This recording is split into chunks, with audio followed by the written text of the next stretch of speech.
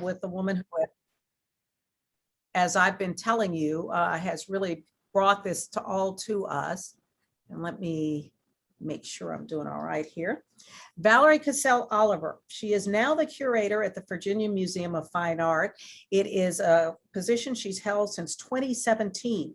She is considered to be one of America's great thought leaders with a curatorial practice that spans over 2 decades, including a 16-year stint at the Contemporary Arts Museum, Houston. So really, she was kind of coming home for this. As we mentioned, she is the curator of the critically acclaimed traveling exhibition, The Dirty South, Contemporary Art, Material Culture, and the Sonic Impulse. Hailed as one of the best exhibitions of 2021, not only by the LA Times and the New York Times, who know a few things about art, but by art critics everywhere. Her accolades include the Whitney Biennial, a Getty Curatorial Fellowship, the High Museum's Driscoll Award, and so many more awards and really outstanding thoughts out there about what she does. Valerie is a Houston native, yay. She attended the University of Texas, Austin, Columbia University, and Howard University. She is a modern day trailblazer, and Valerie is credited with shaping the way we conceive of exhibit making these days. Early Hudnall, and I'm sure many of you know Early. He grew up in Hattiesburg, Mississippi, and after serving as a Marine in the Vietnam War, he moved to Houston. He got here just as soon as he could. Early studied art at Texas Southern University, where he met Dr. John Biggers, the notable painter, muralist, and art educator, who went on to become his mentor. And in many ways, Early was like a son to Dr. and Mrs. Biggers. Since then, he has photographed and documented the depth of African-American communities, certainly here in our area, and culture. Early is widely known for documenting and producing images of everyday life from all of the wards, 3rd, 4th, and 5th communities here in Houston. His work has been widely exhibited in museums and galleries throughout the country, and that includes the MFA, the Chicago Institute of Art, the Schomburg African American Museum in New York, and the Smithsonian's National Museum of African American History and Culture in Washington, D.C. Early is considered to be one of the most prolific photographers, I know how to say that, Early, I'm sorry, most prolific photographers of our time, and his critically acclaimed work was the cinematic inspiration for an Academy Award-winning film for Best Picture, Moonlight. Robert Hodge. Robert was born and raised in Houston's 3rd Ward, Texas. He is an interdisciplinary artist who studied at the Pratt Institute in New York and the Atlanta College of Art, as well as the, I'm not going to say this right, so I'm going to bypass it, Robert. You can come back and correct me later. Okay. Why don't you say it for me? Skowhegan. Skowhegan, yeah, I would have desperately failed there. But thank you so much, Robert, for doing that. The Museum of Fine Arts, Contemporary Arts Museum, Coma Art Space in Los Angeles, the Station Museum, and the Contemporary Art Museum of East Africa. He's also represented in several special collections, including a work depicting the relationship between George Floyd and DJ Screw that was acquired by the University of Houston's Special Collections Library. Drawing upon 3rd Ward as his inspiration, Hodge works in the gap between art and life, mixing genres and urban artistic expressions, including music. He's also curated several shows as well, including a series called Collected for the Culture and Friendly Fire. Nathaniel Donay. Nathaniel was also born in Houston and received a BA in Fine Arts from Texas Southern University and an MFA from Yale University of Art. In addition to being exhibited in several national museums, including the Virginia Museum of Fine Art, the Contemporary Museum of Fine Art, the Manello Museum in Orlando, the American Museum in Washington, D.C., the Louvre Museum in New York, the University Museum at TSU, and Project Row Houses in Houston. He also received the 2020-21 Helen Frankenhaler Scholarship, the 2020 Dean's Critical Practice Research Grant, a 2020 Art and Social Justice Initiative Grant, an Andy Warhol Foundation grant, and a Harpo Foundation. And all of this was while we were all trying to get through COVID. Now, our final panelist for this evening is Kaneem Smith. She is a Houston-based fiber artist known for her sculptural installations and 3-dimensional works. She received her BA from Sarah Lawrence College and an MFA from Syracuse University and is currently working towards a PhD. Kaneem has been a fine arts educator at several institutions, including Texas Tech, Rice University, and the University of Houston. Her work as well has been exhibited nationally and internationally and has garnered her a number of awards, grants, fellowships, and residencies. So that is the backdrop for which this conversation will begin. We've got some of the best and the brightest, many of them obviously based here in Houston. And as in the case of folks like Early, they got to Houston as quick as they could, right, Early? That's right. That is the truth. I also want to thank all of our Link sisters out there who are taking part in this evening's event. We appreciate you all so much. And I want to, in particular, mention our Western Area Director, Lorna Hankins, who should be here. I think Lorna Hankins is on this call, as well as the president of the Houston chapter of Links Incorporated. She is also joining us right now, Lorraine Winslow. So a special shout out to those ladies. Well, Valerie, I hope you don't mind if I begin with you and sort of as we are talking, hopefully many of our guests will get a chance to see some of the pieces that are part of this show. But we want to start off by congratulating you. You made us so, so proud. What an incredible exhibit it was. And for also prominently displaying the works of so many artists from Houston. We know how great they are, but it was awfully nice of you to show them to the rest of the world. So I want to start with the geography of all of this, Valerie, if I could. As we know, the Dirty South consists of 12 states that were part of the Confederacy or former slave states. So why, as a curator, was it so important for you to explore this region? And how do you define the Dirty South? Well, I mean, the Confederacy also included Delaware. That's not represented in this exhibition, but it was important to focus on the South because it is a point of origin for the wealth of African Americans in this country. I mean, we emanate from the South. There may be a contingent that began in the Dutch colonies, but slavery or enslavement and the vestiges of it as we know it begins with the British colonies that were established in 1619 in Richmond, Virginia. And so to me, it was important to look at the South in its larger geographic region to see how the vestiges of that establishment of rules and policies that began to govern Black bodies and the vestiges that were left, and how artists, at least encapsulated in the past century, have really spoken to those histories and how they've really built a whole culture that manifests sonically through the visual arts, culinary, literary arts, but for our purposes in this exhibition, it was primarily the visual and the sonic arts that were placed forward. And by sonic arts, we just mean that wonderful music that emanated from all parts of the exhibit while we were there. Yeah. I want to ask you about some of the artists that you selected for this exhibition, as well as the process for kind of deciding which genres you wanted to go with and types of media. How did you pick the artists, and how did you decide what you wanted the whole to look like?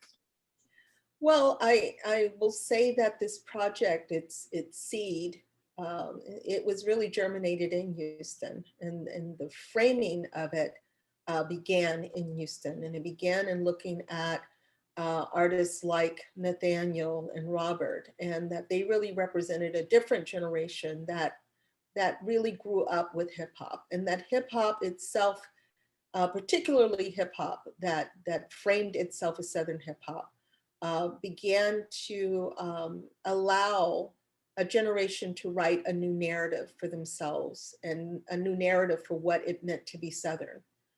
And that was the germination. And of course, leaving Houston and moving from a non-collecting contemporary art museum into Virginia in a very large encyclopedic museum, it really oftentimes when I am presenting things that are contemporary, I have to frame it contextually the histories and foundations for these ideas. that go back in time and frame that through language. But in this case, I had the opportunity, because I was in an encyclopedic museum, to really flesh that out and to really show that there is a trajectory in which these artists are simply the outward manifestation of. And so it was important, of course, as I began this project in Houston, that it should represent Houston. But it was also important to really bring in artists who really become the building blocks for the way so many artists look at material, look at how material is used, whether that is a sound-based material, whether that's a moving image, whether that's photography or sculpture or fiber or any other way. And it was really bringing all of those elements together and really not creating a hierarchy. So what you did see within the exhibition was artists who were both academically trained and artists who were not academically trained, because they all helped to establish a foundation of how artists work and ideas that we see with contemporary artists, the outgrowth of those ideas, whether they're, quilt making or whether it's assemblage, which is putting, things together. Why would we not look at Thornton Dial and celebrate him and not understand that the slab, is the same aesthetic sensibility? So it was important to really make those connections and create those linkages. And by slab, of course, you mean the slab car culture that Absolutely. really originated it here in Houston. Mhm. Is there a kind of overwhelming voice or visual look to Houston art, or is it all over the place? Get that question not just about Houston, but about the South as a larger region. And I think what it shows is that there's such a great diversity of how artists create, one may ponder a site specificity for geography, but it is just the touching stone. Again, the South becomes the point of origin. So that radiates north, east, west. We have up south, there's just a general sensibility of how one sees material and how one uses material. What I call willful misuse of material. That is just so prevalent. And whether it's really talking about the global South too, because one can extend into the Caribbean the same ideas and sensibilities, and they hold firm. So I think what it shows is there's such diversity and such array, but it all speaks so beautifully to one another across geography and across time. I do want to ask you about the social justice aspect of this. Our series of seminars have had to do with art and social justice. And in particular, as this exhibit was unfolding in your mind, obviously there were a lot of things going on around the country. We know about the death of George Floyd and all of the various and sundry protests that really exploded as a result of that. Was that something that kind of came to you as you're putting all of this together? Did you find, for instance, that you changed your direction or your perspective in any way? No, not at all, because I think what happened with George Floyd was not, unfortunately, isolated. And it was an unfortunate event that the world got to witness, but it was not an isolated incident. And the sort of policing within Black communities, the sort of undue violence enacted upon Black bodies has been a continuum in our experience in this country. And I think the exhibition didn't change, but maybe the way people related to this exhibition shifted, because one could see, even in the early works of Charles Alston, this idea around lynching. Lynching in the 40s, lynching and what we understand as lynching, which could be, the idea of hanging one from the tree to tying one up to torture and dismemberment. I mean, all of these things have been consistent throughout our history in this country. And so I think what brought what it brought to bear was how people saw this exhibition and understood that it wasn't just about George Floyd, it was the fact that this has been a continuum throughout our experience in this country. That is what became that was a revelation, I think, to people who may have thought that all of these things that were happening were isolated incidents, when in fact, it's just the continuum. Absolutely. One last quick question before we go on to some of our artists here. Your show has kind of reimagined the American art canon and the ideals of beauty. How important was it to you as a curator to have shows like this displayed in mainstream museums and works such as these in their collections? Well, I mean, what it shows is that, again, I feel that there's just been such a beautiful history and such a diverse array of creative endeavors created by artists, Black artists. And it shows that so beautifully. The earliest work in the show is from the 1920s up until The Slab, which was in 2020. So you have 100 years of just a very diverse, very creative, wide range of materials, a wide range of genres, and really how music sort of underpins all of these things. There are these parallels. And so what I wanted to really establish that if jazz could be America's original art form, why would not the improvisation of the African-American quilt be celebrated in the same vein? You know, why would we not see American modernism in our own backyard? And if one could do that, and there's certainly a legitimate way of seeing it, then it really, again, becomes a wonderful point of origin for modernism in this country, and just really repositioning the South as a point of center and a point of origin. Yeah, what a wonderful way to put it. I want to go to Nathaniel right now. And Nathaniel, I can see myself. I can't necessarily see you, but hopefully you can hear me loud and clear. Yeah, I can hear you. Good. There you are. You're known as a multidisciplinary artist, a cultural practitioner, and an activist. I hope you like all of those things. Your work has always been kind of a journey of the mind and the imagination. Walking into the museum, we were all greeted by your work. I looked over Jordan, and what did I see? A band of angels coming after me. I have seen you do installations. I've seen you do individual pieces. How would you define yourself, and where do you draw your inspiration? Okay, first I want to say thanks for having me. Sure. And thanks for Valerie for inviting me to be in the show. So with that being said, I actually defined my work, my own practice. I define it as dark imaginarians. And the reason I do that is because I'm trying to, well, the word imaginarians is just a neologism of imagination and experience, which I think is going to be one of the main topics throughout this whole panel.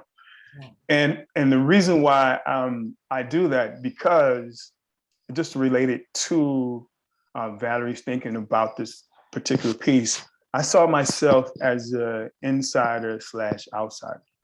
And I still kind of operate between those two spaces. And while I operate between those two spaces, what I try to do with my practice is try to stay out of the single mode or singularity of definition or binaries and blur those things. So moving in installation or sculpture or textile paintings or even community-based projects is analogous to life. These things, you know, I don't see life as a static thing, it's in flux.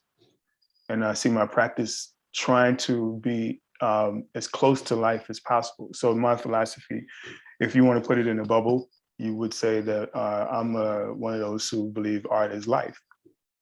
And two good examples is one is like biographical. When I was young as a kid, I didn't have a Valerie in my life, right? I didn't know about museums, galleries, and all these things. These are things I just did. Creating, making worlds out of cereal boxes, playing, before I got a set of drums, I was playing on pots and pans. And back then they had yellow pages, books, stack books up. Playing with spoons, dancing, looking at Soul Train. So all this stuff is integrated. So I didn't see a division in these things. And the other example is that, if you really go back to non-Western cultures, the art practices were not like divided from their living, and you see that in the South too. So like you see for example, you'll see our, if you're using the South as, if you're using like, say, Black Southern church as an example of the South, right?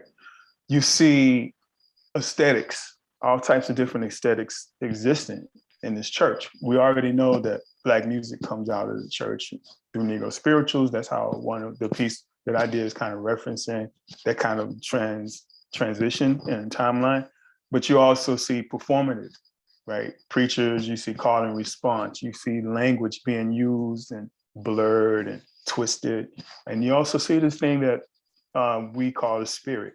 You see energy, you see calling on someone greater than ourselves or outside of ourselves. And that's how my practice and the piece kind of exists as a split between, or a convergence between the imagination, cosmology, energy, spirit, the immaterial world, and then the material world, things that we could actually touch, something that we can actually see, something that actually we can go back to in terms of memory as a form. So, yeah.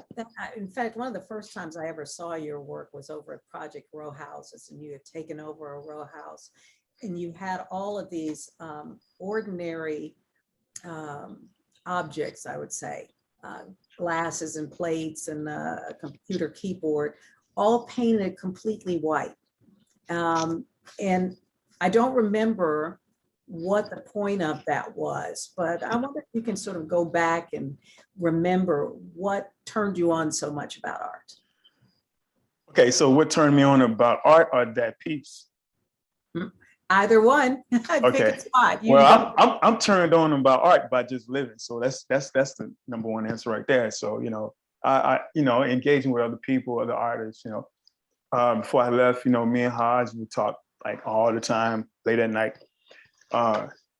So, I'm just turned on by that. But the piece itself was my first community-based project that was, I don't know if it's hardcore activism, but in a sense, it was about engaging the community to think about education and think about this idea of interior and exterior and how our minds work, how we receive information in our brains, because that installation was like supposed to be a replica of the brain. And all those objects were all this thing dealing with the subconscious, right?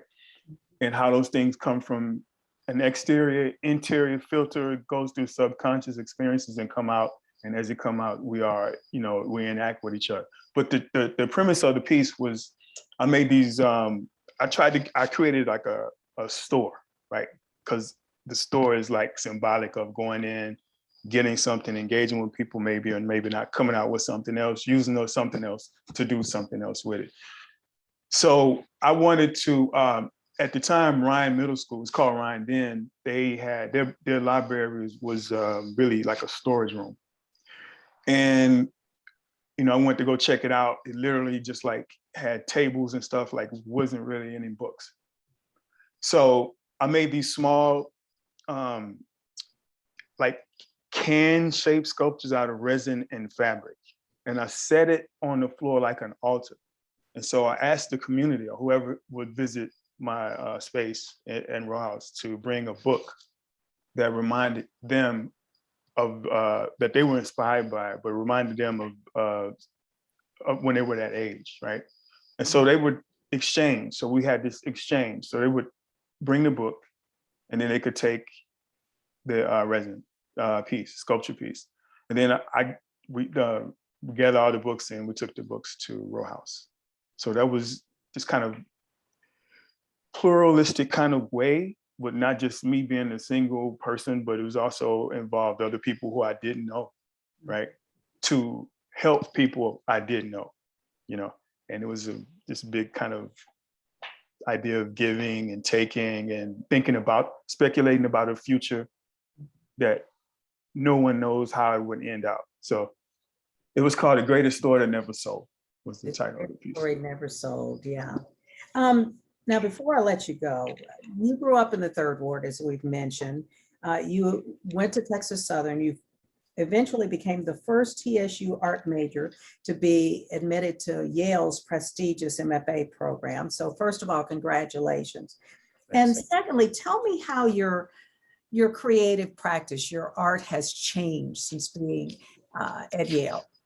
Yeah, so from going was I just felt my practice was it stagnated. It needed something else, and I need to see other things, right? Different experiences. And Valerie, actually, Valerie may or may not remember this, but we were at a table when she did the show with the Nothing to See Here, where you had 3 different artists. We were at no, Black Abstraction. It was Black Abstraction. And Jack Whitten and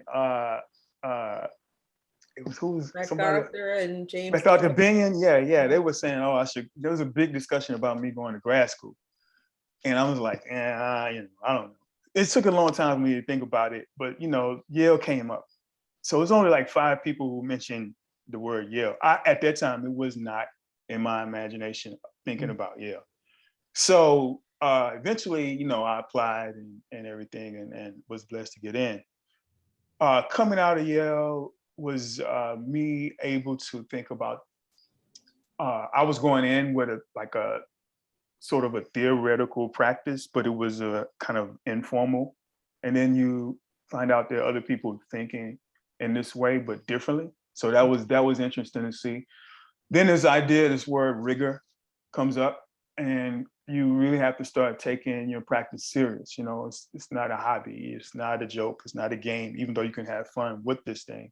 And that was something that developed, and my visual language and audio language developed coming from out of there, because it was just basically going to a place that was something different and allowed me space and time to really focus. So that would be what I could say right now. Absolutely. And a big shout out to Valerie for being one of those people, I'm sure, who encouraged you to do. Yeah, she recognized it way before a lot of people did. Yeah. So I really owe her a lot. Well, there you go, Valerie. There's your shout out there. I want to go to Robert Hodge now, and everybody calls you Hodge, so I hope you don't mind if I do too. Oh, good. I'm glad. The term Dirty South has also been made popular by Southern hip hop. And the exhibition, of course, as we've been mentioning, has strong ties to Houston musicians. As an artist who really is interdisciplinary again, your work often intersects a variety of music genres as well as the visual arts.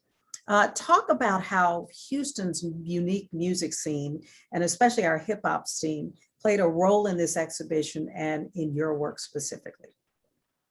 Absolutely. I first want to start, I have to, by saying, of course, thank you for having me on the panel with all these amazing people I respect.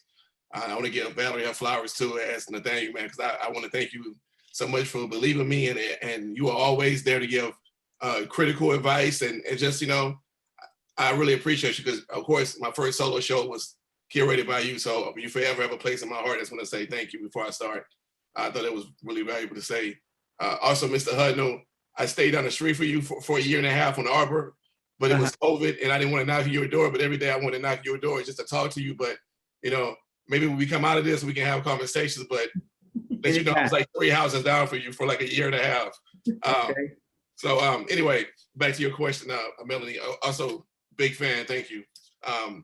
Yeah, I grew up in the culture of hip hop, and so it was so valuable because I saw young Black entrepreneurs making waves in the world that they weren't allowed, and being free and being groundbreaking and taking risks. And so it allowed me to kind of have that freedom in my artwork. When I think about making art, and you start realizing, oh, it's a career here, and how do I make a life out of this? You start kind of seeing the roadblocks that can happen. But then I remember like growing up and saying, this guy Sean Carter, Jay-Z, Dame Dash, these labels wouldn't sign them, so they started their own label. That allowed me to say, you know, at 23 to start a little small gallery where I showed really young artists, 16, 17 years old, and started thinking about how to navigate the art world outside of, you know, the institution.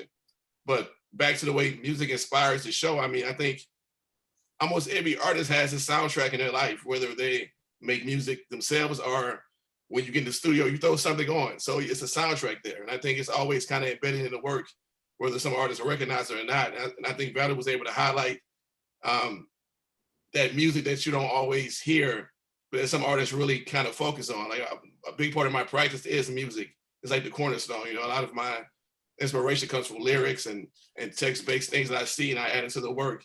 But just as Nathaniel, you kind of see that music influence. You know, Jason Moran, you know it's obvious there because he's a jazz musician, but he can translate that particular medium that he did, he's known for, into visual art, which is really great to see. Like, wow, this is what a Jason Moran installation would look like. And so it's really a great way to, like, you know, kind of show these different type of practices in one exhibition. But to exactly know what Valerie was thinking, I don't know, but the show was so amazing to see. Like you said, from it's 100 years of work.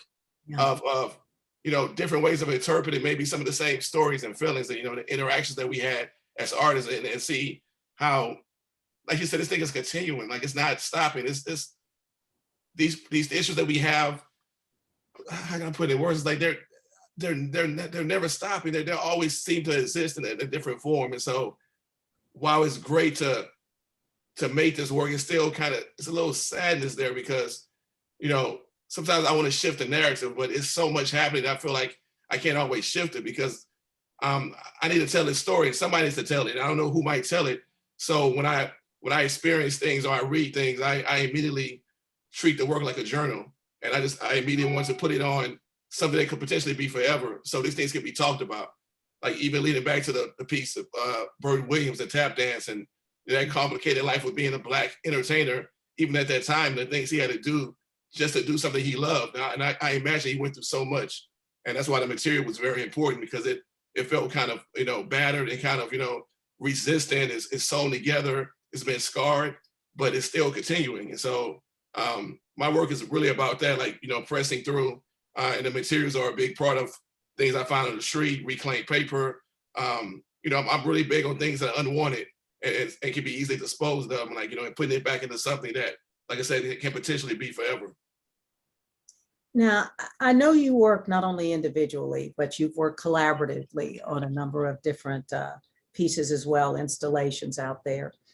Do you think there is such a thing as kind of a Houston-based art, or do you think you could find some of the things that are in the show, for instance, in any part of the country? Wow, that's I think we do have a unique kind of visual and stage to our work. And like I said, I think I think the culture of the music has something to do with that. Like you said, the slabs, the environment, the food. So can it be regional? Yes, I think we have a certain look, and I can't really explain that feel because I can just, that's something I really got to really think about. But I feel like we definitely have an expression in our work that makes it unique from Nathaniel to Kaneem to Franco. Is these things. Maybe it's the stories we tell. Maybe it's because when you are a Southern artist, you do have a unique kind of story. Like for me, I kind of had a chip on my shoulder. You know, I think about 1995 when Andre Benjamin went to the stage with Big Boy, this rapper called Outkast, and he said the South had something to say. He was very frustrated because these guys were super lyrical. They had great instrumentals, but still they weren't being respected. And I think Southern artists, you know, still kind of have that chip where, you know, if you really review, you might see like the top 40 artists in the country. You know, they're never from Houston. They're always from like really that borough of New York that they were able to interview. It never kind of extends past to where we are. And so you feel kind of sometimes maybe not really invisible, but it's more work to do because we do have something to say, and I think it's valuable. So it definitely is an aesthetic there, and it's a voice. It's just really hard to pinpoint. I just know it when I know it. But maybe some dealing with the figure, maybe something dealing with the you can say the pushing through obstacles and oppression. I think that's kind of fell through the work, and maybe the use of material. A lot of Southern artists use things that are found and reclaimed, and not because we can't really afford the materials, but it's so much around. It's I ride through the streets on heavy trash, and there's so many jewels to pick up and take that I can include in the work. So maybe that's part of it.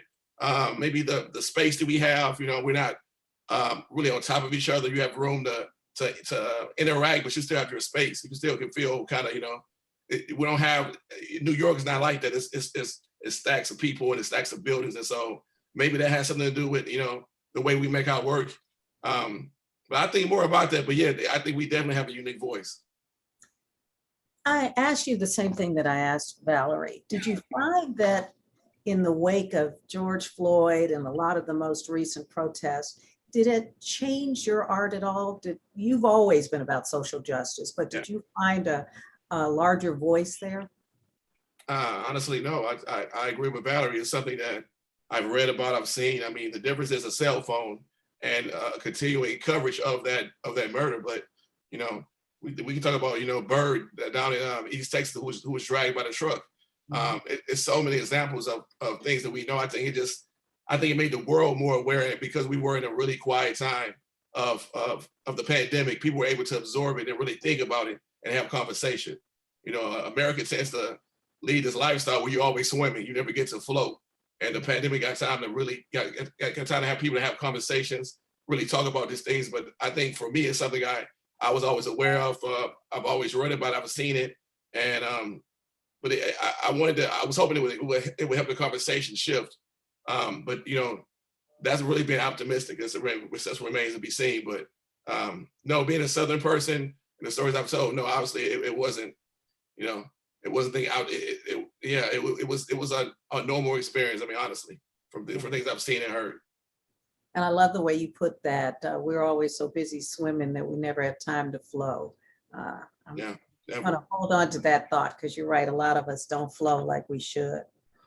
I want to go to Kaneen now and talk to you a little bit, Kaneen, about you're the only woman in this group. I should mention that. But the contributions and legacies of enslaved people on art and culture have in some ways been disregarded in American culture.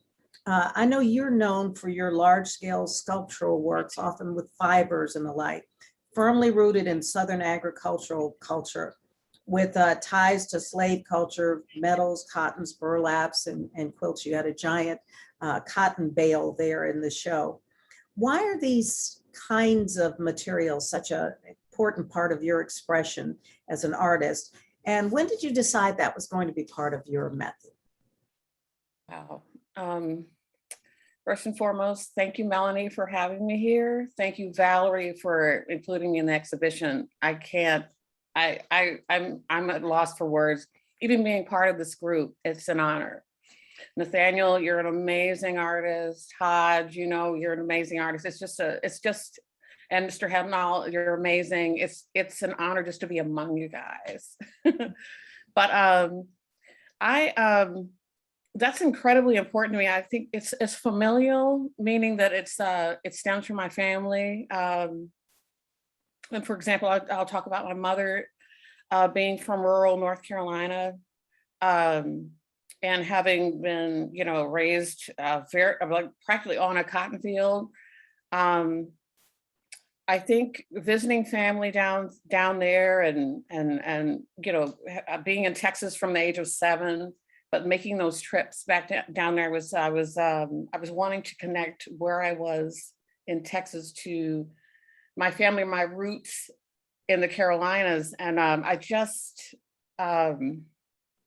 don't know how to explain it, but it's very important to me on a spiritual level, on a deeply spiritual level, on a level that's deeply rooted in who I am as a person, a displaced person of African descent, as a descendant of displaced people of African descent, and especially as a woman. And being part of the shows, especially one thing that's special about this is seeing so many, Valerie, including so many women in the show who are multi-generational that I've looked up to over the years. It's just been really, it's been really important to me. It's been really, it's just, I mean, I'm at a loss for words. It's important on a level that's elemental. It's important on a level that is spiritual. It's important on a level that is environmental. Coming from, like, you know, having rural roots, but being raised in a very urban area in the city. And although I don't, you know, I'm not originally from Third Ward, Texas. However, I did spend a lot of time there because of my father and his affiliation with Project Row Houses. So I was around that as well. And it's just, what I work with stems from my family in a nutshell. On my mother's side, which I know much more about than my father's side, a lot, the women in my family were makers, but makers, and within the household, they weren't making art. But for when I see what they've made, it's art to me. I have an aunt that aunts and cousins who worked with ceramics, but they were doing it, making things using molds to sell.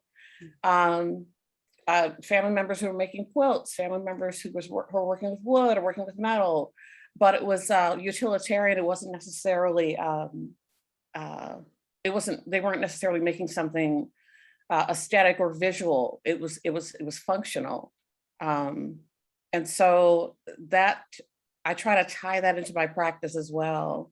But history, the Cotton Bale show, for example, that piece, I'm just honored just to show that piece. I had that piece the first time I showed it was at the University Museum at Texas Southern University, believe it or not, in 2012. And then I had the opportunity to show it again with Ann Johnson. We did a show together 3 years ago at the Houston Museum of African American Culture called Harvest. And that's where the Bale returned. And I'm so thrilled that Valerie got to see that, because for me, that installation, when I do a show, I'm in a show, I try to because my textile work and my fiber-based works and installations are somewhat abstract on some levels, I try to connect it to something. I try to include something in the show that I think has a universal connection to it. I've never had anyone, every time I've shown that Bale, ask me what this is about, regardless of their ethnicity or background. That's been the remarkable thing. Nobody says, well, what is it supposed to represent? What is it supposed to be? Because I think it speaks for itself. But that represents the foundation of who I am as an artist, as you know, as a woman of color, my family, and my interest in art. Also, my love of fiber-based material, particularly cotton and wool. My mother would tell you from the time I was a very small child, I always just loved playing with materials, just handling with my hands, playing with them. And so it's something that I still carry now, but I would say it's history and family that really connects me to working with those materials, working in that way. And I will say you're from art royalty for Latin. Oh, well. Well, no, your dad is a wonderful artist. You know, we all know your mom. She's a fixture there at the Manil when we walk in. I look for her. But obviously, many of those influences have manifested themselves in you and in your artwork. Do you feel as though, and I want to bring Valerie in here as well, because as you mentioned, there were a number of women artists in the show, which is very I was important. blown away by that, because I still feel even now that there's an underrepresentation of African-American women and still in a lot of major museums and in major collections. And it's beautiful to see that that's changing. And Valerie, why was it so important to you to have that piece by Kaneem in the show? And for those of you who didn't get a chance to see it, I should describe it. There was a huge cotton bale, and then several metallic objects, I assume to be used to move the cotton bale. They're cotton scales. They're, yeah, Uh-huh. those are scales, yes. But Valerie, why was it important to you to have that particular piece in the show? Because when one thinks about landscape, and you were asking a question about the Dirty South, and what does it connote? Well, I mean, it's our history is tied to the dirt, and our history is tied to labor and what comes out of the dirt, and certainly cotton, tobacco, sugar. I mean, our whole reason for being in this country were tied to the earth, to the dirt. And so it was so important to have that stellar work, Kaneem. I mean, it's so profound, so people see it and they think it's like a altar. They think it's stone. Yes. They don't even know that it's cotton sometimes. Yes. But you still- I've had people say it's a sarcophagus, and it could be Exactly. viewed that way. Right. Yeah. And shout out to HMAC. I mean, yes, I did see that, and wonderful Ann Johnson's work as well. Shout out to Ann Johnson. I mean, that work to me just, especially in the section dealing with landscape, it was so important to bring in the conversation around labor and the earth and labor. I mean, we talked about the earth and spirituality, the earth and creativity with, architecture, Black architecture, and connectivity to, West Africa and Kevin Sipp's work. And this was the other element, which is to tie land, earth, and landscape to labor, to Black labor in this country. So it was really a very significant piece to incorporate into the exhibition. I'm just thankful that Kaneem. Thank you. And thank you for pairing me with Kevin Sipp. I just absolutely love his piece, and I love that you put us together even here in Houston. And it's just marries so well. Yeah, well, and Kaneem, as you indicated, there are not nearly enough women artists out there who are often highlighted. And Valerie, you may be even more scarce as hen's teeth, because there aren't very many African-American women curators out there, certainly in the position that you're in, first at the CAM here in Houston and now at the Virginia Museum. How important is it that we as women, and obviously the Lynx represents women of color, how important is it that we learn to express ourselves through art? Or we free ourselves up. I guess that's a better way to do it. We free ourselves to make art. As Kaneem mentioned, there are so many things that women in our culture are able to do that aren't considered art, although, as far as I'm concerned, a good sweet potato pie is a work of art, Yes. But but how can women be more expressive? How can we give ourselves permission to make art? Well, I think you open wide the definition of what art is. I mean, if we do that, then I would say Black women are incredibly expressive. Yeah. If it's the way that we style ourselves, to the cuisine that we cook, to the way that we move in terms of the performative nature, to the things that we do. I mean, the sad thing to me is that there are certain art forms that are simply dying out. And, I wish there were a space of recovery, but in the hustle and bustle world that we live in, it's very few people have time to sit down and piece a quilt and to make quilts and to, but I think what is becoming very prevalent among Black women is the level of stress of trying to keep up with the pace that we're asked to, and it's important to slow our bodies down. And so I mean, to me, that's just an advocacy, not only for women, but for men too, to really look back at these art forms that are dying out and slow ourselves down, really engage in things, and get into nature, is so important, vitally important. We've sped up, and in so many ways we've lost so much in Mhm. doing that. But I would say the creativity, it ebbs and flows and transmutates into different things. But I mean, I see creativity in art in so much. It's not just what we conceive of as painting or sculpture, or it manifests in so many different ways. And this is a great segue to Early Hudnall here. Early, I haven't forgotten about you. I know that before leaving for the Vietnam War, you grew up in Hattiesburg, Mississippi, at a time when all of the southern US and in some ways the Midwest and even the Northeast was still segregated racially. Um, you also work in photography, which is a little bit different from the other artists on this panel. What does the dirty and dirty South mean to you? Well, the dirty South to me mean connecting with the environment. The dirty South is how we live, how we work, how we sweat. Really, art is life. And that is the dirty South, how people lived and how they struggled from day to day, and how they enjoyed the music, how they enjoyed family, and just life itself. And for me, the dirty South, when I looked at the exhibit, the imagination from the various artists and their personal experiences. And my experiences came primarily through storytelling. And I had to use my imagination all the way through to try to interpret what was being told.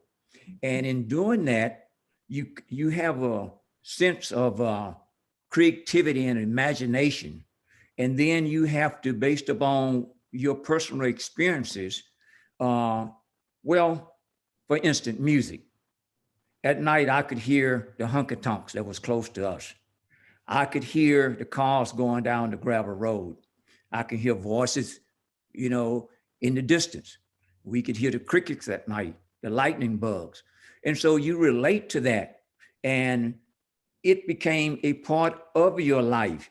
So in order to work the salt of the earth, how we sweat it, how we toil, and the things that we end up doing, these are the kinds of things that I look for as I move from day to day. My relationship with people always carry me back to my childhood and my upbringing and how we interact. And really, it's a universal kind of feeling. It's a universal kind of thing that most people can identify with. And so this is what I tend to try to bring to the viewer, for him or her to come to his or her own interpretation as to what they actually see and what they actually feel. Mainly for me, I present it to you as I see it, as I feel. And this is what the Dirty South means to me. Now, you chose to go the route of photography, and that's even after really being a part of Dr. John Bigger's art program at Texas Southern. And I often think of him as kind of the tree trunk from which so many of the limbs in our area have sprung. He really kind of set the standard. But why did you choose photography instead of perhaps painting or drawing? Well, I came to TSU to study art, to be an artist. Photography chose me. And really, I have to put it in a sense.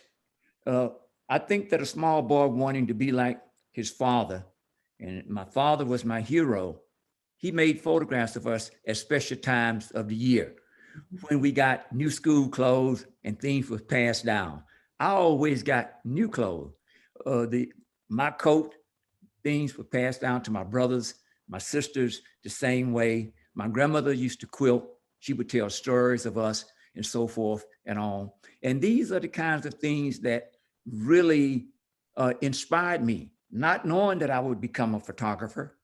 I had an experience in high school with the drugstore negative, went to Vietnam, and I made photographs with a little Instamatic Kodak camera, the same as my father had done while he was in service, came to Texas Southern by way of the Greyhound bus. And a friend of mine, Alfred Todd, was home on academic probation. And he said, why don't you come and go to school at TSU? They have a good art department. I said, I will. He was home on academic probation when I came to Texas. And as a long story goes, taking a class in photography, meeting John Biggers in the hallway one day and asking about if there was a darkroom there, and he told me yes, becoming Mr. Evans' student assistant. And guess what? Dr. Thomas F. Freeman walked up to me one day in Hannah Hall while I was painting on the wall and said, are you Early Hutnall? I said, yes, I am. I need a photographer. Will you come and talk to me? I said, yes, I will. And the only pictures that I had ever had published was in the yearbook with Ray Carrington. Ray was the editor. And so from that, Dr. Freeman thrust me into the Houston community during the Model Cities program. And photography for me was actually born into the 4th Ward, the 3rd Ward, Sunnyside, the music, the people, the closeness of the community, the clapperboard housing, how people work and how they actually move. They laugh, they'll dance, their cries, their weeping, and all of this carried me back to my childhood in Mississippi. This is what I actually saw when I walked through the exhibit, The Dirty South. It was live. It took you back. You could relate to it. The imagination of the artists and how they came together. And if you look in the very opening of the book, you saw the yellow flowers that is there that reminded me of what we used to call lightning bugs, and some people call them fireflies. But to me, that was imagination. And as I go from day to day through life, working at Texas Southern and throughout the city, I live the experiences of people through their movement, their smiles, their skin textures, and so forth. So my relationship with them, I'm able to move in and out more or less like a spirit in some sort of way. And I relate to them. I relate to texture. I relate to when I travel the freeway and I see the steel. I remember when 288 was being built. And so these kinds of experiences is what I relate to in my work. And this is what I try to put before the viewer for him or her to come to their own conclusion based upon their personal experiences. You know what, as you're talking, you remind me of how blessed we all were to literally grow up in the shadow of some of the giants you've mentioned. You know, obviously Dr. Freeman, Mr. Evans, who had his own wide span when it came to photography, obviously Dr. Biggers. But I always thought you were such a genius with respect to documenting 3rd, 4th, and 5th Ward before they changed. Was that something that you consciously thought about, or you just saw a great picture and really in a real sense, you turned into a documentarian? Well, in my dialogue with Dr. Biggers, I called him Papa John because I had a very intimate relationship with John and both Hazel. And I had access to his studio and things of this nature. And I could walk in, and in the mornings, he's listening to a tape, or he's listening to music, and he's there painting. And when I would walk in, a lot of time, I could see things that I related to, and then there were stories that he would start to telling that related back to the stories that my grandmother would tell to us. And as I began to go through the community, I remember those imagination of the things that she would tell and the things that John would tell about North Carolina, him growing up in Gastonia. But you had to use your imagination.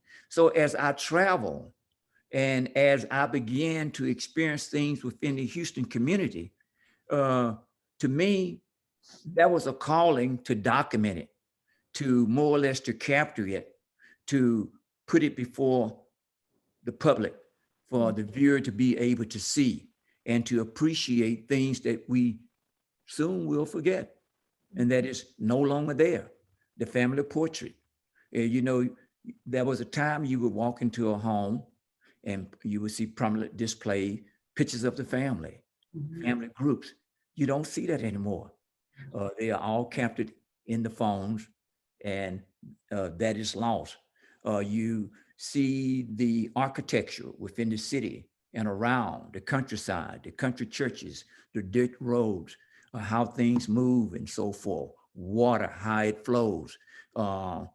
These are the things that is important to me, always have been, the simple things in life, the things that we overlook. And it also allows me to use my voice through my camera to speak to people, to the universality of the human spirit. And people have to identify with that one way or the other.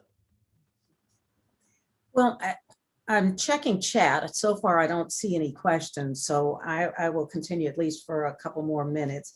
And I would ask my Link sisters, Link Anel and Link Leisha, to let me know if there's something that I need to pick up on. But I want to talk to you all now, all four of you and Valerie, about collecting African-American art. After decades of being overlooked and certainly undervalued by mainstream collectors and auction houses, we have seen this enormous surge in interest and acquisition of African-American fine art. Unfortunately, not always by other Black folks. What can we do? And I will throw this out to all of the artists and to Valerie. What can we do in terms of doing a better job to support our artists? And to go out there and really look for and buy art by all of you and your contemporaries. Anybody want to take that on? I can throw some ideas out there. I think it's a very layered, question. But I mean, for me, it's patience, and I'm always knowing that at some point I'm educating on how to collect. And for me, I try to find points in my studio to make things available to collect that might not be a painting or a collage. You might, you might start thinking about, shirts and fashion, and other ways you can also expand your practice where people can have a starting point on how to collect something and then, grow from there. It could be a print, poster, however you want to do that. So those are options too. But I spend a lot of time just talking about the value of art, and appreciating, and just, it's not always there with education on how to collect. I mean, I think you gotta still realize, I think collecting is still a luxury. It's still something that's, especially in the times we are now. So I think you have to meet people where they are and then help guide them along. And if you have that patience, I think that's always the starting point for me personally. Anybody else want to address that in particular? Yeah, can I jump in? Yeah, absolutely. All right, here we go. So boom. Is the difference between collecting an artist and supporting an artist. Yes. The collector needs to walk to the mirror and ask themselves which one do they want to be. Second thing the collector needs to do is actually listen to the artist and not listen to the art world, which are two different things, or the art market.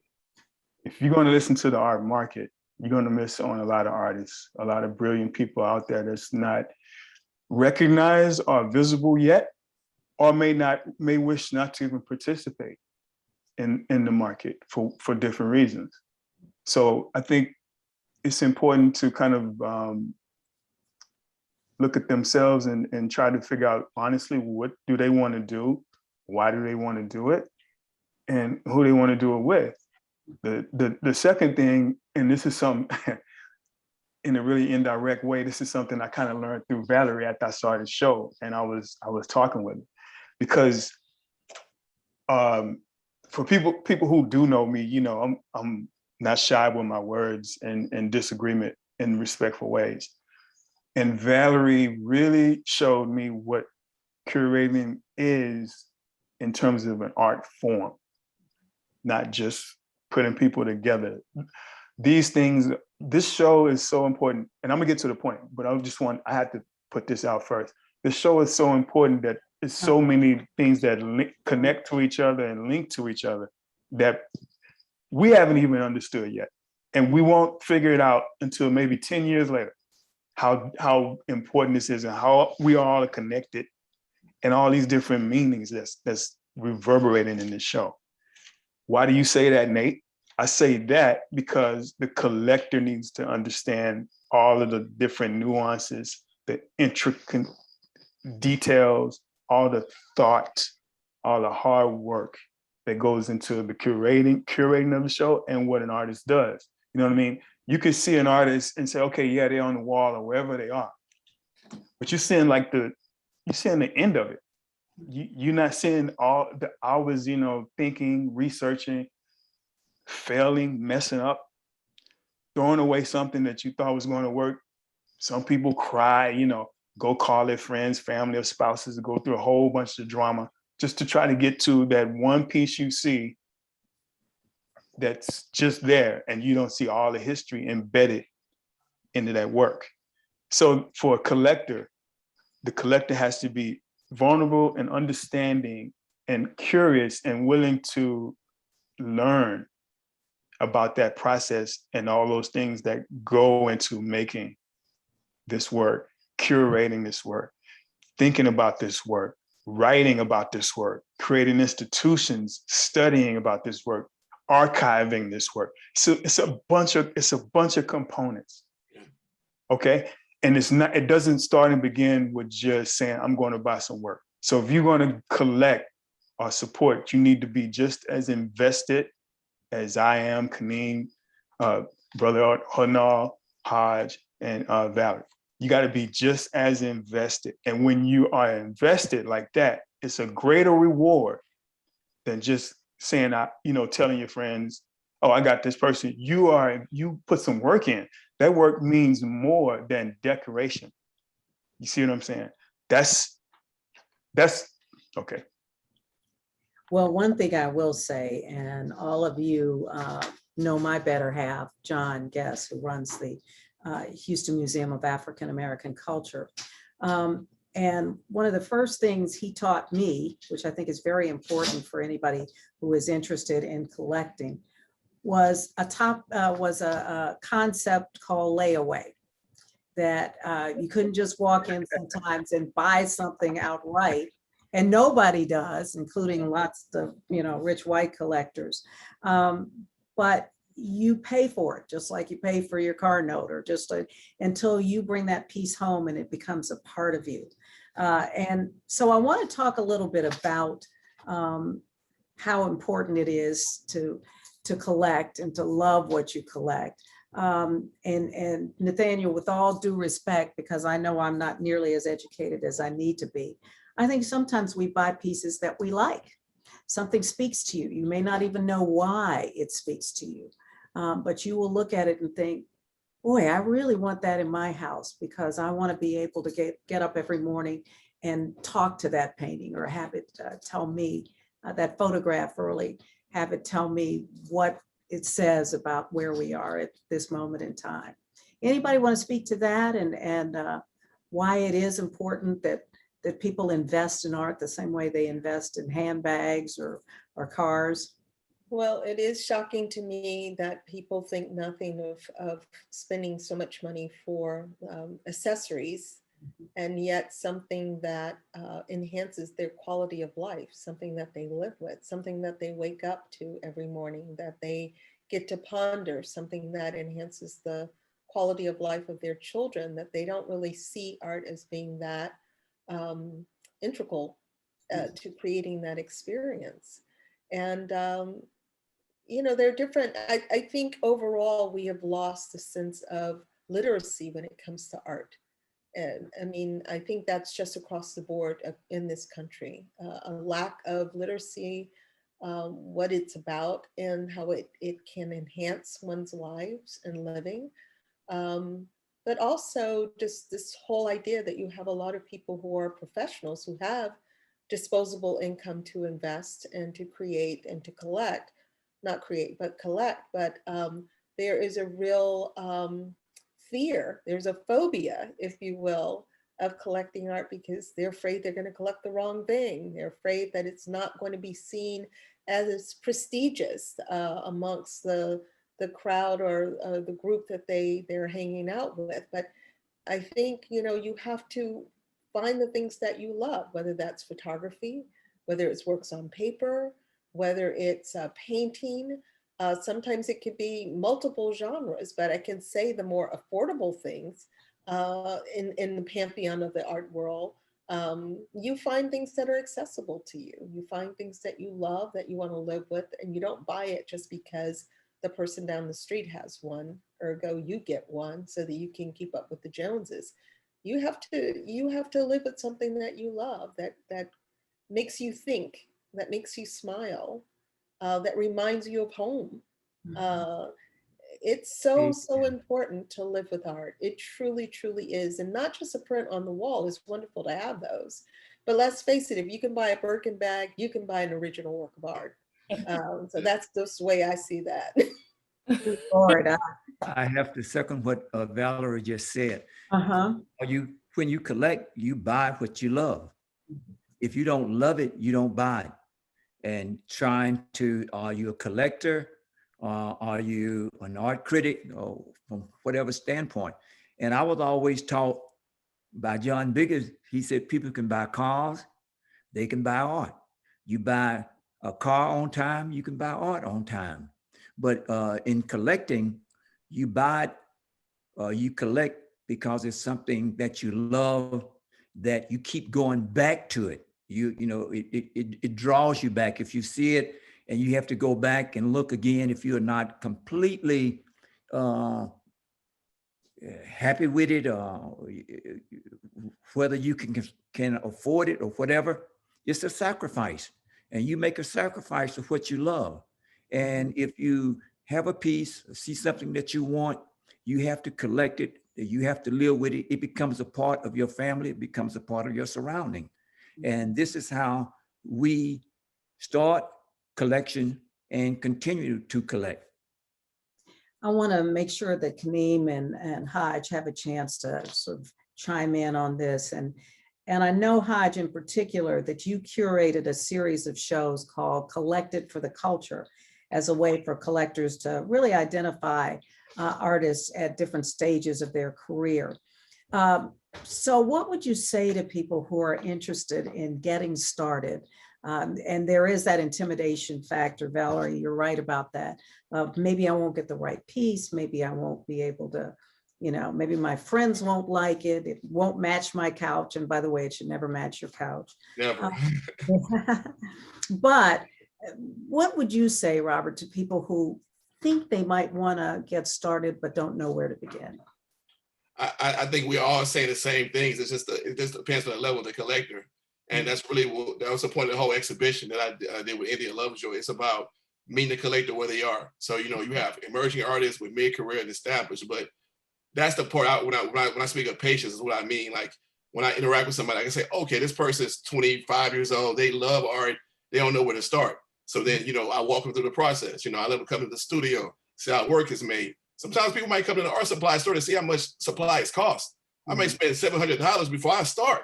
So you got to understand this thing is very expensive. And so I just meet the collector where they are. And so that show was about that, like all of these wide range artists. And we want you to collect. And the name might seem a bit cheesy. I mean, the name could be, you know, that's negotiable. But the idea was there of how do we get people to collect? Why is it important to collect? And we're going to meet you where you are. And we're going to walk you through that process so you can understand collecting, you know, and you can feel comfortable with your purchase and be experienced. And like you said, you buying what you love. But there's nothing wrong with doing research and really seeing where the artists are in their career and how to look at the CV and say, okay, this artist is serious about art. You know, art is life for them, you know, and so that's what that whole show was about. So like I said, we're all saying the same things. I just try to meet that collector where they are and walk them through the process. If they're sophisticated, that's great. That's great. So let's bring some other people on. But it's not about age. It's not about employment. It's not about education. It's like art is a whole different thing of understanding. And so you can be 50 just starting out. You can be, you know, 25, and we're going to walk you through it. And so again, I think we're all saying the same thing. I'm just excited that we have the opportunity to to engage with people in that way and get them excited about art. And I think that happened down there. And I wasn't sure if it would, because it also was a pandemic. I think we had a show during the freeze in Houston, so it was a lot happening, and people still came out, and and it's really giving them opportunity to ask those questions that they normally might be embarrassed about, and leaving the room like very make sure there's no judgment there. There's no eye rolling. It's just really like, okay, I'm hearing your question, and let me tell you what I think about what you should buy, how to look at art, and but it's all subjective. But we just want to be that team there to help people through that process. So yeah, again, we say the same thing, man. Start somewhere, whether it's a poster, a calendar, an original, wherever you are, we'll help you through the process. Now, Kaneem, you've got to jump in on this as well, because I know that as someone who has grown up kind of steeped in a culture of art, you don't probably have the same insecurities about what you like as many other people do. But do I get the sense that almost to a person, an African-American artist would like to have African-American collectors as well? And Kaneem, I know I'm throwing a lot at you, but pick up anywhere you want to. Firstly, I want to say to touch on what Robert was just saying is that I had the privilege of getting to witness some of your Collected for the Culture shows. And I saw these younger people or people that were new to collecting or or interested in collecting. And I loved how you and India interacted with the people that came into the galleries and came to these exhibitions.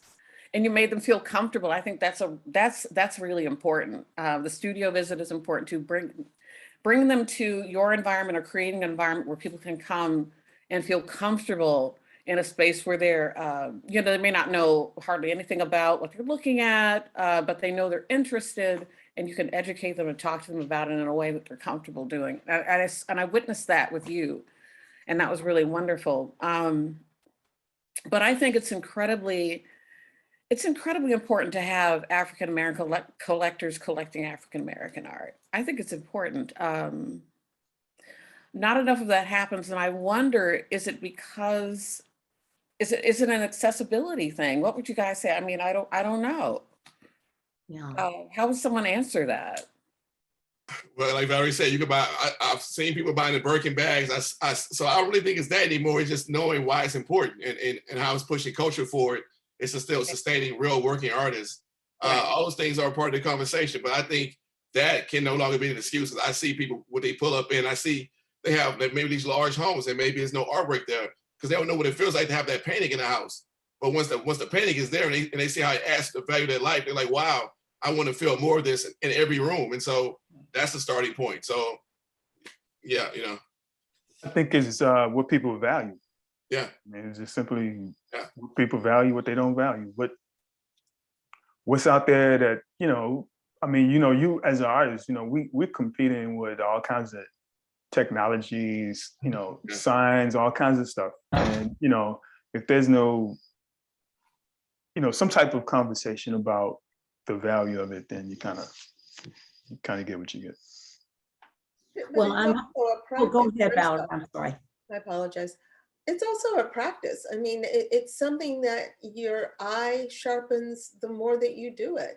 You're not going to come out of the gate hitting it right. You're going to have to hone your practice. You're going to have to sharpen your eye. And the things that you collect when you start out, you'll look at 10 years afterwards and go, I can't believe I bought that. But it is like a muscle. You have to work it out. You have to figure it out, and you have to look. People invest a lot. They invest a lot in things that they care about. In golf, they will invest in golf clubs and they'll research the best courses to play and how to get there. You have to do the same thing. It's not this afterthought. A lot of people approach collecting and art as an afterthought, and you have to have the same acumen. You develop that. You build your muscle sets. You build your skill sets as you move on. You look. You learn to see. And I would say that one of the greatest places to start would be a museum. And I was very struck, Valerie, when we were there on Sunday, by how many people of color were there to see their artwork in a major museum here in Houston. And that matters to people so much, in addition to going to galleries sometimes. And people say, well, can I walk into a gallery if I'm not buying anything? And the answer is absolutely. You walk in and after a while, you begin to see what you like. I've only got a few minutes left, and I want to make sure that there aren't any questions from our audience out there. It's always strange when you do something virtually. You don't know whether there's someone on the other side of the screen or not. But I will ask my Link sisters, and especially Link Gaynell and Link Leisha, who we really have to thank for pulling together this amazing evening. But I want to make sure there aren't any questions out there. I'm not just, taking up time. I see one from Nathaniel. Oh, good. Okay. It's asking, let me see what he was saying. I think it was asking where you're going to stay in Houston, Nathaniel. That are you still in Yale, and do you plan to practice here in town, or what's your plans for the future with your studio? Wow. Okay.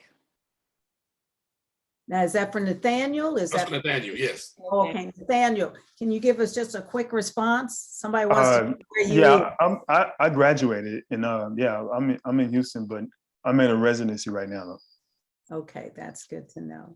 Anything else, Hodge? That was great. I didn't even see that. We do have a question for Hodge. Any plan for another collected exhibit? Yes, we are working on it now. We're gonna start in Tulsa this year, make our way to Chicago, LA, then we're gonna come back home to Houston.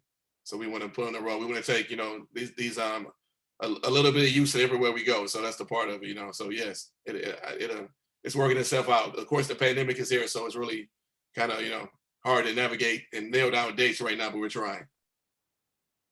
Great. And then there's a question that is for everyone. You all are some of the most talented working artists in Houston today. What do you feel is missing from the arts ecosystem to make it better? In what way do you think it needs to be better? Great question. Wow. We got another hour. You have to work. I mean, I think we just talked about collectors support. Like, do you want to just buy something, or do you want to support an artist? And how do you want to engage and support an artist? Right. That's a really powerful thing. If those people support you, you can live off your work, you can focus, you can grow. And so, it's such a layered question as well. But we're talking about collecting. Let's start there. How are you supporting the artists that you think are valuable? Do you want them to stay in Houston? How, and not have to feel like they need to move? So how are you doing that if you love art? That's a great response to that. Anybody else? There was a final remark, if we have time, from Nathaniel. He wanted a question to come back around to him. I'm not certain what that was, Nathaniel, if that was the George Floyd question. I didn't catch it. I can make it real short, though. It was basically, do Houston have a particular visual aesthetic? And I was just gonna say, I've thought about it a little bit, and I was gonna say yes. And I said, but you have to not only look at the artist, you have to look at the context. So you got to look at the institution. So you got to look at like Shape Center, PABA. You got to look at PRH. You got to look at TSU. Those are the kind of things that kind of support and keep the framework. Then you got to look at how much space Houston has in comparison to other cities, how big it is. Think about the type of communications that we may or may not have, like South Side with the North Side, East and West, those kind of things. Then you got to think about like what kind of investments that we have socially. So if you look at, like Brother Hudnall was saying, John Biggers' philosophy was art is life, and that kind of carried all the way through the PRH, and then through PRH, every artist on this panel have been through PRH in some capacity. And so through that, we carried our own personal aesthetics and social investment, and then we kind of started. And so you'll see a lot of Black artists anyway, at least between 25 and maybe 60, that they're interested in material and also interested in doing more than one thing, as you can see, you know. So that's kind of our aesthetic, but I'll keep it short, but it's a lot to say about that. Right, and we are running just a little bit over, so I want to go ahead and wrap this up the best way I can. I want to thank all of our panelists for sharing in what can only be called a very timely dialogue about art, race, and social justice. This is series 3, as we mentioned. I especially want to thank Valerie for bringing us all together. Had it not been for her exhibition, I don't think we would have been quite as motivated to have this larger conversation.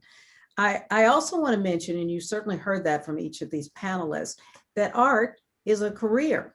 It's not just a hobby. It's not just something that you know, you do now and again, but it's a career. And all of these are serious artists who have made this their life's work. And in the same way that we respect someone who has a law degree or an MD or a teacher or whatever out there, we want to make it clear to our kids and to our people that being an artist is very much an important job for a whole lot of people, and respecting that. I do want to check once again with both Alicia and Gaynell, make sure that they don't need me to do something else. But in the meantime, I do want to ask our president of the Houston chapter of the Links Incorporated, our Madam President Lorraine Winslow, if she'd like to say a word or two. And again, I want to recognize the Western Area Director of the Links Incorporated, Lorna Hankins, and thank her for constantly supporting us. But Madam President, do you have to have a couple of words you want to say? Thank you, Melody. And I appreciate you making the comment about doctors, lawyers, because the artists tonight referenced their work as their practice. And that was my first time hearing that. So I appreciate you so much for bringing that level of education to our audience tonight. Now, our focus has been on art as a catalyst for change, and Valerie and Nathaniel, Robert, Early, Kaneen, I want to make sure that you know that you have broadened our understanding of what that phrase really means. And you also gave us a challenge, is that it looks like we need to have another series about how to become a collector, because we need to expose our communities to collecting art and really expose our young people to start collecting now in something that has value, that doesn't depreciate, that appreciates. So thank you for exposing us to that tonight. And again, thank you so much for taking the time to share your art with us. Thank you.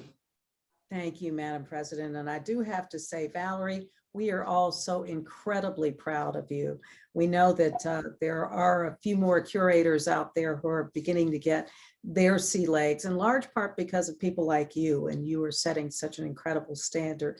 And I would venture to guess that all of the artists who were a part of this landmark show feel the same way. I do want to thank Link Lorraine for her leadership and supporting all of the efforts that we make as the arts chapter. And now, as we end this evening, on behalf of the Houston chapter of the Links Incorporated, I do want to thank all of the viewers out there. I'm sorry I can't see you, but I know you were here and we appreciate it, for this third series of Art, Race, and Social Justice. We will be back in the fall of 2022 with our next series to continue these very important topics. I certainly want to thank all of the artists who took the time tonight. And as I say, I just feel blessed that we live in such a rich atmosphere when it comes to the arts, and take advantage of that. I want to urge all of my sisters to think about that as well. So thank you all for being here tonight. Valerie, congratulations, all of the artists. Early, Hodge, Kaneem, Nathaniel, we love you guys and we appreciate you so very much. And I will also mention, just as an aside, a little bit of a commercial, we do have a number of really important museums in this city, including the Houston Museum of African American Culture, the museum at Texas Southern University.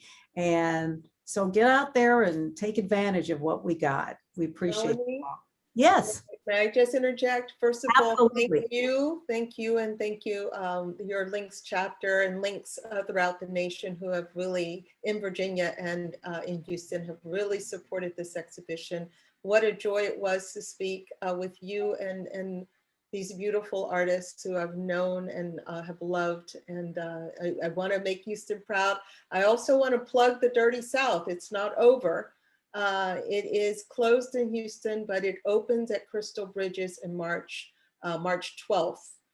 Crystal Bridges in Bentonville, Arkansas. So, and it has one more stop in Denver in September before it wraps up. So if people missed it, it is still moving forward and marching forward across the South. So And thank you it's again. a good excuse for us to hit the road and go see it again. Absolutely, absolutely.